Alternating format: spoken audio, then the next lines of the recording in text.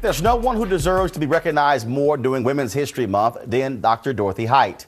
A strong advocate for civil and women's rights throughout her entire career, the former president of the National Council of Negro Women would be 100 years old this week. Joining me to talk about the life and legacy of Dr. Height and how you can honor that legacy is a woman who should be celebrated in her own right, the first African-American labor secretary and a close friend of Dr. Height, AlexisHerman. We'll certainly thank you for being on Washington Watch again, because we had you on from Congressional Black Caucus. That's right. Yes, that's indeed. Right. You're planning, and the foundation is planning, a huge celebration to honor the legacy of Dr. Height. Of course, our show airs on Sundays, and so just yesterday there was a big kickoff. Vicki Winans and Smokey Norfolk. Why this week-long celebration? We wanted to have a call for service. So this joint call from the National Council of Negro Women and the Dorothy Height Foundation, I think is the best way to honor Dr. Height's life. So we wanted a week-long celebration. We kicked it off at Shiloh Baptist Church on yesterday with a musical tribute. But this week, we wanted to be all about service. Her actual birthday is March the 24th, on next Saturday. So, you know, Dorothy Height said for her, just to be in the struggle, in service to other people, was her just reward. So we're saying, let's honor her with individual acts of service. Mentor a young girl, take a walk with a senior, say a prayer with a woman, visit a shelter.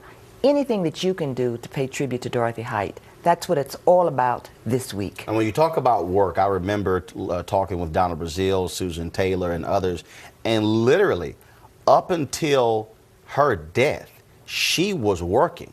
I mean, Susan says that she got a call, says, I need to meet with you. So she had to drop whatever she was doing to come to D.C. Dr. Height was working up until the last second. No doubt about it, Roland. I mean, literally, I was at the hospital with her every day at Howard University. I would have to say, put your papers away, take some rest, and finally, you know what? I had to take the papers from her. And she would give me that look like, now, Alexis. One of the things that I think is also important is that when we talk about civil rights giants, all too often, women have been forgotten. And when you talk about Dr. Height, when you talk about Ella Baker, you talk about Dorothy Cotton, you talk about Fannie Lou Hamer, we see these lions. We see Dr. King, and we see Hosea Williams, and we see John Lewis, Andrew Young, but too often women have been sort of pushed aside. That's right, and that's why in this call for service, we have a tagline, and it's taken from her last chapter in her last book, Living with Purpose, and that tagline is a call to service, a special note to women.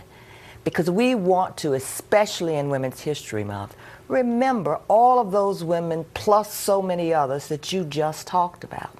We don't know enough about our own history, our own contributions as women to the movement. And Dorothy Height was a great storyteller, whether it was about Dorothy Height or Rosa Parks or Ella Baker, Sojourner Truth. I mean, let's go all the way back. Harriet Tubman, you know, our earliest foundational heroes. So this is a moment as well to lift up our heroes, our sheroes, and to tell the story as women.